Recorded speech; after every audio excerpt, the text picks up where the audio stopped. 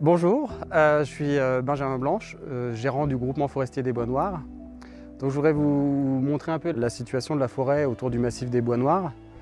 Donc là, on est entre les communes de la Guillermie et La Chaux, dans un petit vallon d'un affluent du Sichon.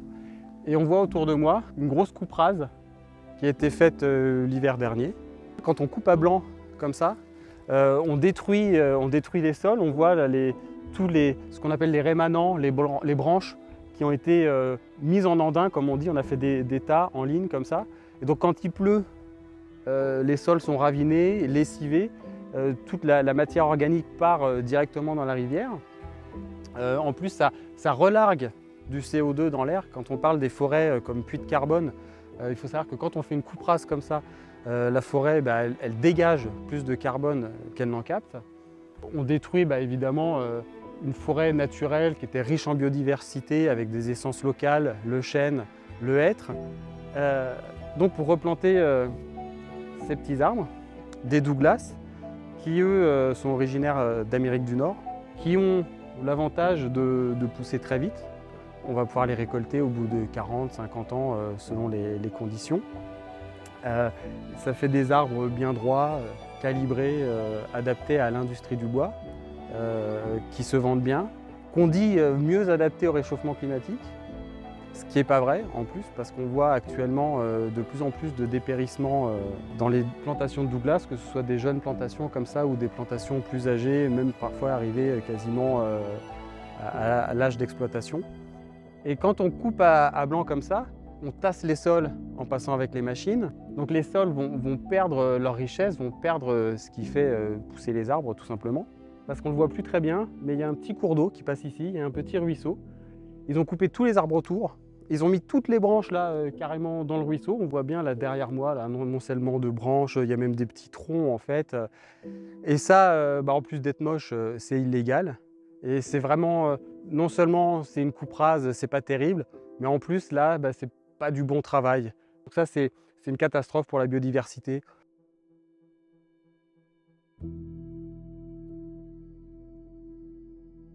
Donc, tout autour de la coupe, on voit plusieurs panneaux comme celui-ci, avec le petit logo France Relance. Donc sur le panneau, c'est écrit « Conversion de peuplements forestiers pauvres pour améliorer leur contribution à l'atténuation au changement climatique ». L'idée, c'est le gouvernement a annoncé de planter 1 milliard d'arbres maintenant. Alors, en fait, pour planter des arbres, il faut faire ça avant. Il faut raser la forêt pour planter des arbres. Donc on dit que c'est un peuplement pauvre. Pauvre, on ne sait pas pauvre de quoi, parce que c'est un peuplement riche en biodiversité. Alors pauvre en valeur économique sûrement, mais on ne peut même pas dire pauvre d'un point de vue sylvicole, parce qu'on voit quand même sur la pile derrière moi qu'il y a quand même des arbres d'un beau diamètre. Il y avait des chênes, des hêtres qui sont quand même relativement gros, donc qui ont aussi une valeur marchande.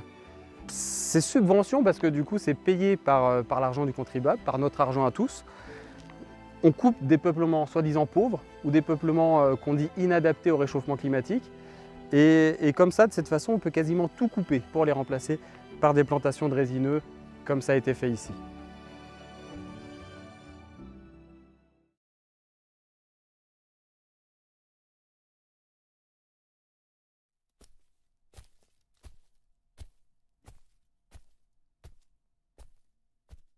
On a vu tout à l'heure des petits Douglas qui ont été plantés après la coupe rase. Et si on revient finalement quelques années plus tard, ça va donner quelque chose comme ça. Des Douglas là, qui ont grandi, ceux-là ont une petite quarantaine d'années, ils ont été plantés dans les années 80. Voilà, plantés en ligne. Si on écoute, en fait, on n'entend même pas d'oiseaux ou très peu. C'est vraiment un endroit un peu mort. On voit que ce n'est pas une forêt, c'est une plantation artificielle, c'est une culture d'arbres, comme on pourrait cultiver du maïs. Et d'ailleurs, ça se fait de la même façon. Parce que cette plantation, dans quelques années, elle va être coupée à blanc et puis on va repartir sur un nouveau cycle de plantation. On reste toujours dans cette logique de produire du bois et pas du tout dans la forêt.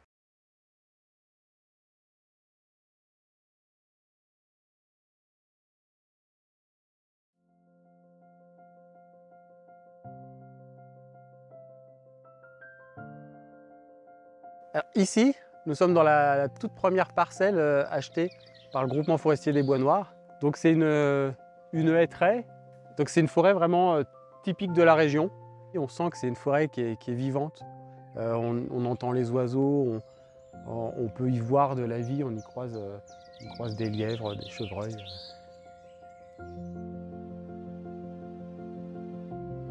On voit parfaitement qu'en forêt, on n'a pas besoin de planter d'arbres. Là, on voit ce qu'on appelle dans le jargon de la régénération naturelle. Et on voit bien derrière, là, il y a une petite trouée entre les hêtres, les sapins. Et dès qu'il y a une petite trouée, il y a des graines qui germent. Voilà, donc on a la régénération de hêtres et de sapins pectinés, sans avoir rien à planter. Ça coûte zéro, c'est la nature qui le fait et qui le fait finalement bien mieux que nous. Donc le groupement forestier des Bois Noirs, c'est un groupement forestier citoyen. L'idée, c'est de permettre à des gens, des particuliers, des gens comme vous et moi, de se mettre ensemble pour acheter des parcelles de forêt. Parce que seul, on n'a pas forcément les moyens de le faire et que finalement, la meilleure façon de protéger la forêt, c'est d'en être propriétaire. Et plus on sera nombreux, plus on pourra en acheter. Et ces parcelles, on va les exploiter de façon réellement durable, sans coupe rase, sans plantation, en favorisant les essences locales comme ici. Et donc l'argent que le groupement va pouvoir gagner en exploitant ces parcelles, il va être réinvesti pour pouvoir acheter de nouvelles parcelles. Puisque l'idée, c'est d'avoir le plus de parcelles possible pour garder au maximum cette biodiversité.